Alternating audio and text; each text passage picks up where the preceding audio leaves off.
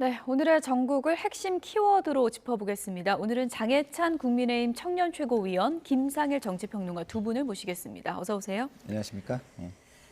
네, 국회 상황이 바쁘게 돌아가고 있습니다. 첫 번째 키워드 보여주시죠. 오늘 아침 불거진 돌발 변수입니다. 오늘 오후 2시 국회 본회의에서 이동관 방송통신위원장 탄핵안 표결이 예정이 돼 있었는데 이동관 위원장이 오늘 오전에 별안간 사의 표명을 했습니다. 장해찬 최고위원님, 당내에서 사퇴할 수 있다 이런 소문이 좀 돌긴 했습니까? 그러니까 물밑에서는 예. 그런 이야기들이 오갔던 것도 있고요. 예. 다만 정격적인 결정이라고 해야겠죠. 이게 이동관 방통위원장 개인에 대한 탄핵이 아니라 이동관 위원장이 지금 직무 정지가 되면 방통이라는 정부 부처의 업무가 아마 6개월 정도 마비되는 상황이 될 겁니다. 그렇군요. 그러면 지금 제가 여기 앉아 있는 YTN의 대주주 변경이나 연합뉴스 거는 이미 불승인이 났지만 지상파 방송사들 재승인이 또 내년도 상반기에다 기다리고 있는데 이런 것들이 다 줄줄이 뒤로 연기되게 되거든요. 그런 엄중한 상황에서 이동관 위원장이 본인의 거취 때문에 이 부처 업무를 마비시킬 수는 없다라는 결단을 내린 것 같고요. 대통령께서 숙고 중이시지만 저는 수용할 걸로 보고 있는데 야당이 또 어쨌거나 좀 무리한 탄핵이고 명분 없는 탄핵이긴 합니다만 탄핵을 막 하겠다 했을 때 정부 여당 입장에서 이 야당의 힘에 그동안은 강대강으로만 맞섰다면 이제는 우리가 한번 지는 모습이라고 할까요? 이런 걸 또 국민들께 보여드리면서 저희가 행정부를 지금 운영하고 있지만 예. 진짜 힘이 없다.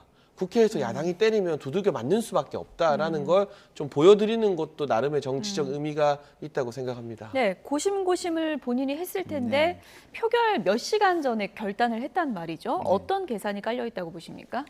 글쎄요, 저는 제가 좀 의심이 많아서 그런지 예. 모르겠지만 본인의 결단이라고 생각하기는 조금 지금까지 보여준 이동관 위원장의 모습으로 상상이 좀 가지 않고요. 그냥 여권의 결단 내지는 정부의 결단, 정부의 결단. 인 것 같다는 생각이 들어요. 왜냐하면 지금 장해찬 최고위원 말씀해 주셨지만 1년에 중요한 일들이 많아요. 방통위를 중심으로 한 예. 그런 부분을 원활하게 진행시켜야 되겠다라는 어떤 생각. 그리고 어쨌든 긍정적으로 보이는 거는 대통령께 그런 얘기를 해가지고 여권의 결단 내지는 정부의 결단이었다면 좀 다행스러워 보이는 거는 대통령의 귀가 조금 열리는가 이제 이런 생각이 들어서 예. 그랬으면 좋겠다라는 좀 희망이 있고요. 어쨌든 아까 얘기했던 어떤 방송사와 관련된 정부의 계획 예. 이런 걸 틀어지지 않게 오히려 이렇게 탄핵이 되면 한 몇 개월 동안 이게 중단돼 버리잖아요. 업무 공백이 길어지죠. 업무 공백도 공백이지만 좀 예. 또 음모론적으로 생각하면 정치적인 어떤 이해 득실에서도 상당히 좀 하고자 하는 걸 못할 수도 있기 때문에 어쨌든 여권과 정부가 현 정부 정부라기보다는 정권이 결단을 했다. 저는 이렇게 좀 느낌이 듭니다. 네, 예. 이동관 위원장 오늘 사의 표명을 했고 이제 잠시 뒤에 기자들 앞에서 입장을 밝힐 것으로 보이는데요.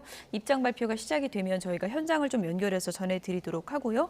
근데 당장 오늘 그럼 오후 본회의는 어떻게 되는 거예요? 이동관 위원장 사의 표명했고 그러면 대통령이 이거를 수리하면은 표결의 의미가 없어지는 거잖아요. 그러니까 이제 예. 탄핵안 상정 자체가 안 되는 거죠. 예. 그 공직에 있지 않기 때문에 예. 대통령께서 사의를 수용하실 경우. 그러나 검사 탄핵 같은 경우는 남아 있어서 민주당에서 본회의에서 검사 탄핵을 시도할 가능성도 있다고 보여집니다. 다만 제가 강조하고 싶은 건 예. 원래부터 어제 오늘 본회의가 왜 잡혔느냐.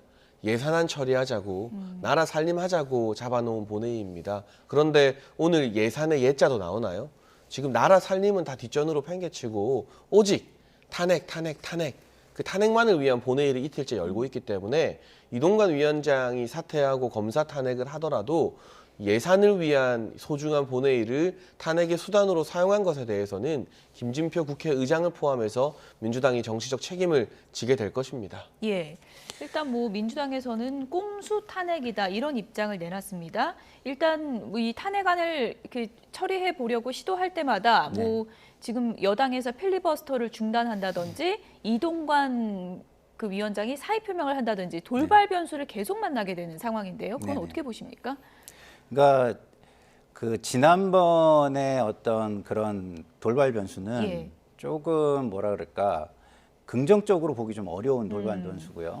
이번 돌발 변수는 저는 상당히 긍정적인 측면이 있다고 생각을 합니다. 아까도 예. 제가 얘기했지만 어쨌든 야당이 이야기하는 거를 일정 부분 대통령이 귀를 좀 열었다라고 좀 봤으면 좋겠고요. 이거 그냥 꼼수라 이렇게 밀어붙일 게 아니라 그냥 뭐 이 정권이 우리의 어떤 의사, 문제의식을 좀 수용했다 이렇게 좀 인정해주고 검사 탄핵은 좀 철회를 하면 좋겠다는 게 전 개인적인 생각입니다. 예, 오늘 표결을 예, 하지 예, 않고요. 예. 예. 왜냐하면 오늘 본회의를 뭐 지금 장해찬 최고위원께서 민주당을 비난하시지만 그건 반만 맞는 얘기예요. 왜냐하면 법사위를 열어서 민생 법안들을 본회의로 올려줬다면 그럼 그 민생 법안을 처리하는 건 중요하지 않나요? 그래서 그 부분은 또 반은 국민의힘의 비난이 갈 수밖에 없는 부분이다. 예. 본회의가 잡혀 있는데 그런 그 본회의를 활용하지 않고 굳이 법사위에서 모든 것을 봉쇄해가지고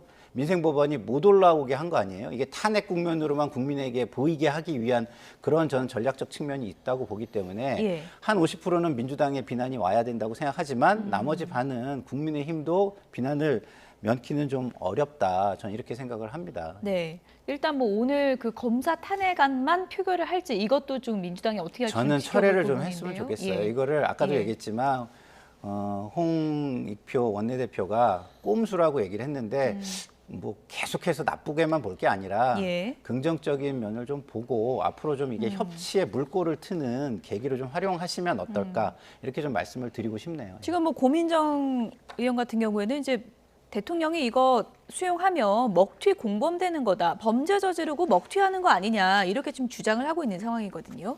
사퇴하라고 해서 사퇴했는데 이제는 야당이 사퇴하지 말라고 하니 어느 장단에 춤을 춰야 할지 모르겠습니다. 방통위원장 자격이 없다고 탄핵한 거 아니에요. 거기에 대한 저희의 판단은 다르지만 어쨌거나 거대 야당의 이런 힘으로 밀어붙이기에 저희가 꺾여버린 겁니다. 힘 없고 의석 없고 서러운 소수 여당이라서. 그래서 저희를 막 두들겨 때려서 꺾어놓고 꺾이니까 이제 와서는 다시 일어서라 하고 하는 거. 저희가 아무리 힘없는 소수 여당이지만 샌드백입니까? 장난감입니까? 사퇴하랄 때 언제고 이제 와서 사퇴하지 말라고 하니까 제가 지금 약간 울컥하는데요. 진짜 소수 여당의 최고위원으로서 사퇴시켰잖아요. 수리하실 것 같고 너무하고요. 이게 추가 이제 방통위원장 지명을 대통령께서 하시면 야당에서 준비 잘하셔서 청문회 성실하게 하시면 되겠다. 이런 말씀을 좀 드리고 싶네요. 네, 그거 잠깐 좀 짚어보면 사표가 오늘 수리되면 일단 방통위원장 자리가 공백이 되니까 네. 일단 업무는 못하고 새로운 방통위원장이 임명이 돼야 업무가 다시 시작될 수 있는 건가요? 그렇죠. 그래서 2인 체제부터는 방통위의 주요 안건 의결이 가능하다는 법제처와 법적 해석이 있기 때문에 예. 뭐 새로운 방통위원장 후보자가 지명되고 국회 청문 절차가 끝나면 뭐 빠르면 한 달 정도면 방통위 업무가 재개될 수 있을 것 같습니다. 만약 탄핵안이 그대로 통과되었다면 최소 4개월에서 6개월 정도는 방통위 업무가 마비되는 것과는 조금은 다른 상황이겠죠. 적어도 내년 상반기에는 방통위가 본연의 업무를 할 수 있기를 여당에서는 기대하고 있습니다. 네. 근데 뭐 어쨌든 지금 민주당에서는 정부에서 방송 장악 의도가 있기 때문에 이런 카드를 계속 꺼내드는 거라고 보기 때문에 새로운 방통위원장이 임명이 돼도 또 한 번의 탄핵 카드를 꺼낼 가능성도 있지 않나 이런 시각도 있거든요. 그거는 이제 글쎄요. 저는 쉽지는 않다라고 보는 게 예. 이동관 위원장 같은 경우는 언론계에서도 그렇게 제가 알기로는 제 주변에는 뭐 그런 분들만 있어서 그런지 모르겠지만 저도 공보와 관련된 일을 거의 20년 가까이 했는데 그 많은 분들이 좋게 얘기하는 분이 거의 없어요. 그렇기 때문에 그 문제의식이 잘 먹혔습니다.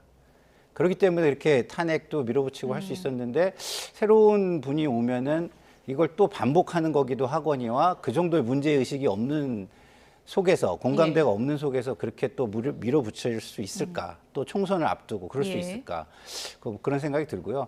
그리고 제가 좀 하나만 좀 우리 장해찬 최고위원님께 부탁을 드리고 싶은 게 뭐냐면 이런 겁니다. 제가 아까 가능하면 이게 대화의 물꼬, 협치의 물꼬가 되길 바란다라고 얘기했는데 꺾였다 이렇게 또 말씀하시면 이게 굉장히 정치적이고 전략적으로 또 가버리는 거예요. 그래가지고 그러면 야당에서는 그럼 이거 우리가 꺾었다라고 하는 이미지를 또 가지고 정치적으로 전략적으로 이렇게 말씀을 하시는 건가 이렇게 서운해질 수가 있기 때문에 네. 그런 거보다는 그냥 폭넓게 여당에서 야당의 문제 의식을 고민했다, 수용했다 이렇게 좀 말씀을 해주시고 야당에서는 아이고 그 수용을 했으니까 이번을 계기로 그럼 우리도 좀 무리한 건 좀 다시 돌아보자 이런 계기가 됐으면 좋겠습니다. 네, 대화의 물꼬가 좀 트이는 그런 계기가 될 수 있으면 좋겠다는 이제 바람을 전해주셨는데 어쨌든 뭐 지금 이동관 위원장 추가 입장 그리고 대통령 결정이 나오면 저희가 속보로 바로 전해드리도록 하겠습니다.